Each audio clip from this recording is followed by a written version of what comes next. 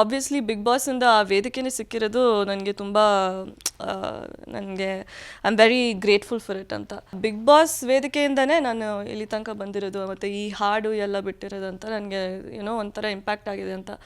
So definitely it is like ಜನಗಳು ಬಂದರೆ okay ನನ್ನ ಜೊತೆ ಪಿಕ್ಚರ್ಸ್ ತೊಗೋತಾರೆ, ಎಲ್ಲ ಕಡೆ ಹೋದರೆ ಅವರು ರೆಕಗ್ನೈಸ್ ಮಾಡ್ತಾರೆ, ಓ ಮ್ಯಾಮ್ ನೀವು ಆ ಹಾಡು ಬಿಟ್ಟಿದ್ದೀರಲ್ವ ತುಂಬ ಇಷ್ಟ ಆಯಿತು, ಬಿಗ್ ಬಾಸ್ ಅಂತ ಬಂದು ಹೇಳ್ತಾರೆ. ಸೊ ನಂಗೆ ತುಂಬ ಲೈಕ್ ಇಟ್ ಹಂಬಲ್ಸ್ ಯು ಅಲ್ವಾ. ನನಗೆ ಲೈಕ್ ಓಕೆ ಪ್ರೀತಿನೂ ಕೊಡ್ತಾ ಇದ್ದಾರೆ ಅಂತ ನನಗೆ ತುಂಬ ಖುಷಿ ಆಗುತ್ತೆ. ಪ್ರೀತಿನೇ ಕೊಡ್ಬೇಕಂತ ನನಗೂ ತುಂಬ ಆಸೆ ಇರೋದು.